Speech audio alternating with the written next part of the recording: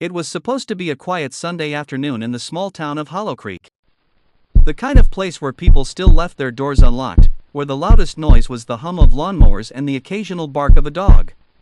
But at exactly 3:47 p.m., the police radio crackled to life. Suspicious black male on Maple Street. Possible threat. The voice on the other end belonged to Linda Harrow, 42 years old, PTA president, well known at every bake sale and charity drive. Her tone was urgent, almost breathless, as she described a tall black man in a gray hoodie, loitering near her neighbor's house, pacing like he was casing the place. Within minutes, squad cars were tearing down Maple Street, sirens wailing, lights flashing. The man they found, Darius King, stood alone on the sidewalk, looking at his phone. He was calm, cooperative, and baffled when officers approached. He explained he was waiting for a rideshare. He'd been texting the driver who was running late. No tools, no weapons, nothing illegal on him at all. After a tense few minutes, the officers let him go. He walked away confused, but Linda, standing at her front window, seemed relieved. Not angry the police hadn't made an arrest, not embarrassed she'd been wrong, just quietly satisfied. And that struck more than one officer as strange. Darius later posted about the incident on social media. His words about the humiliation of being treated like a criminal for simply existing went viral locally. Activists began to question why Linda hadn't faced any charges for making a false report. One of those people paying attention was a young reporter named Erin Cole. She'd been planning to write a small op-ed about racial profiling in small towns, but something about the details of the case pulled her in deeper. When she started looking into Linda's background, she found a pattern. Petty disputes with neighbors. Anonymous complaints to the city about suspicious people that never went anywhere. And one ongoing feud with a man named Tom Ridley, Linda's next-door neighbor. Tom, it turned out, had been missing for 3 days. His truck sat in his driveway, dust gathering on the hood. His mail was piled up in the box. His dog was barking inside his house, alone. When Erin called the police for comment, they brushed it off, saying Tom had left town for personal reasons. But there was no proof. No confirmed sightings, no messages to friends or family. Just silence. Erin began digging. She learned Tom had recently filed an official complaint accusing a city council member of embezzling public funds. The council member was powerful in Hollow Creek, respected, feared, and as it happened, Linda Harrow's older brother. Erin began to wonder if Linda's 911 call had been more than just racial bias. What if it had been a deliberate distraction?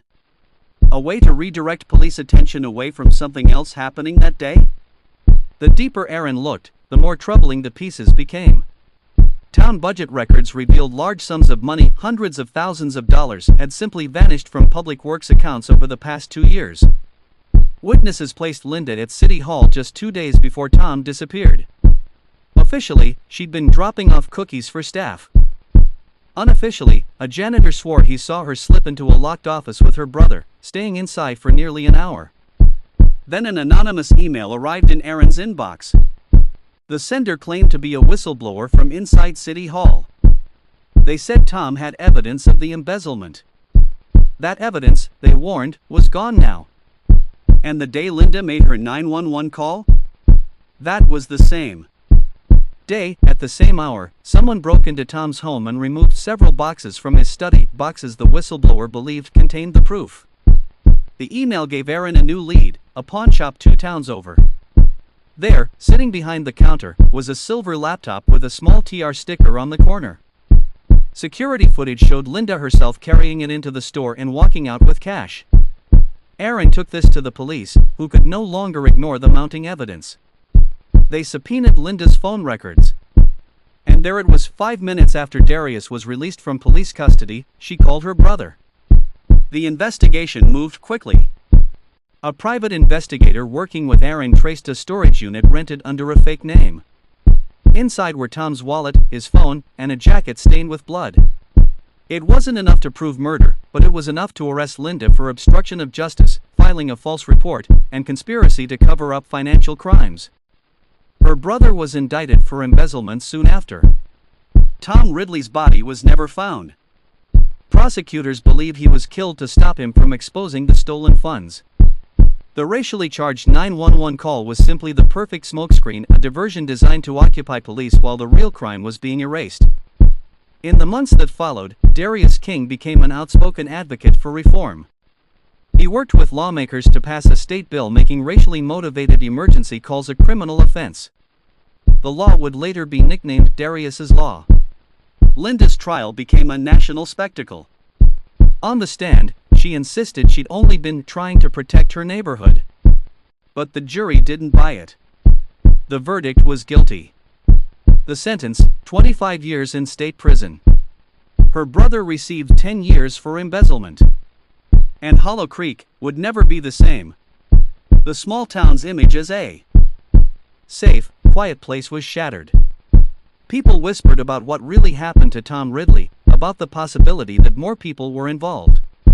Some said they still saw Linda's house light flicker at night, as if someone was inside. Others believed Tom's evidence might still be out there, hidden, waiting to surface.